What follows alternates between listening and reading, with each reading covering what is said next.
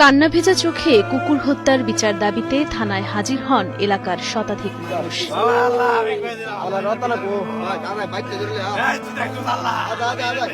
৩০ December সোমবার ঘটা করে কুকুরটির জন্মদিন পালন করার একদিন না পেরোতেই নির্মম এ মৃত্যুর শোক সইতে পারছেন না এলাকার কেউ।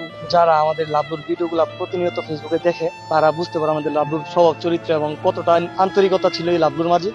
একজন মানুষের মতো আমি মনে করতাম, এমনকি আমাদের এলাকার সবাই তাকে খুবই ভালোবাসত।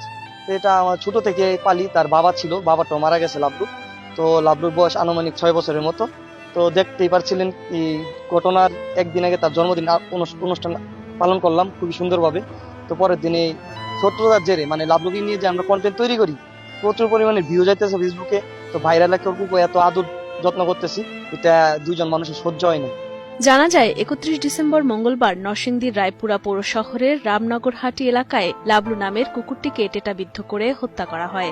অমানবিক এ ঘটনায় কুকুরটির মরদেহ নিয়ে থানায় হাজির হন কুকুরের মালিক জিহাদ মিয়া। প্রতিবেশী দুই ভাই রতন মিয়া ও রিজভি মিয়াকে আসামি করে রায়পুরা থানায় লিখিত অভিযোগ দায়ের করেন তিনি। পোস্টমর্টম শেষে কুকুরটিকে মাটি চাপা দেয় এলাকাবাসী। একজনের বয়স 40 আর একজনের 45-এর মতো, দুই ভাই। তো ওরা লাবলুকে কালকা একা পায়া পিছন থেকে টেটা দিয়ে আঘাত করছে। তো পিঠ দিয়ে ঢুকে পেটের ভিতর দিয়ে পারেছে। তারপর লাবলু তখন মনে আক্রমণাত্মক হয়েছে না, এতটা শান্ত প্রকৃতির কুকুর ছিল আমাদের লাবলু। একটু দূরে গিয়া তারপর মারা গেছে। তাই না আমাদের অফিসার ইনচার্জকে জানানো হয়েছে, তাদের নামে একটা মামলা দায়ের করছি। আমরা অভিযোগ দরখাস্ত করলাম। তো দেখি রায়পুরা থানা থেকে আমাদের সর্বোচ্চ সহযোগিতা করার আশ্বাস দিয়েছে আমাদের ইনচার্জ। গ্রামবাসীর কাছে তো প্রিয় ছিলই, অনলাইনেও ব্যাপক পরিচিত ছিল লাবলু নামের কুকুরটি। সামাজিক যোগাযোগ মাধ্যম ফেসবুকে ইটস কাশ্মীর নামের একটি ফেসবুক পেজে কুকুরটিকে নিয়ে কন্টেন্ট তৈরি করতেন জিহাদ মিয়া। লাবলুরে মূলত আমার মাধ্যমে সামাজিক প্ল্যাটফর্মে নিয়ে আসে। আমি লাবলুর ভিডিওগুলা নিজে দিতাম। আমার সাথে অনেক ভিডিও আমার পেজে পাইবেন। ইটস কাশ্মীর পেজ থেকে লাবলুর পরিচিত করা আমার মাধ্যমে, মানে ওর প্রতি যে আমার একটা আবেগ রয়ে গেছে বা এটা কোনো সময় বলা যাবে না। ৩০ ডিসেম্বর ঘটা করে লাবলুর জন্মদিনও পালন করা হয়। এটি ছিল প্রিয় কুকুরকে নিয়ে তার শেষ ভিডিও। কুকুর মালিক জিহাদের দাবি, তার জনপ্রিয়তা দেখেই ঈর্ষান্বিত হয়েই পরিকল্পিতভাবে হত্যা করা হয়েছে প্রিয় কুকুর লাবলুকে।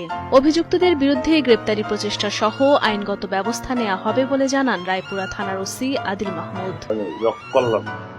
আলাদা আইন আছে, আলাদা আইন আছে, সেটা পর্যালোচনা করে যেটাতে ভালো বিচার পায় আমার বাড়ি আমরা সে চেষ্টা করি। লাবলুর মতো প্রাণীগুলোর হত্যাকারীদের বিচারের মাধ্যমে দৃষ্টান্ত স্থাপন করলে কমতে পারে প্রাণী হত্যা, সেই সাথে দৃষ্টান্ত হতে পারে দেশের প্রচলিত আইনের। এমনটাই জানালেন উপজেলা প্রাণী সম্পদ কর্মকর্তা মোহাম্মদ কামরুল ইসলাম। আমাদের কাছে কোনো ধরনের তথ্য বা কোনো কিছু ইনফরমেশন আমাদের কাছে জানতে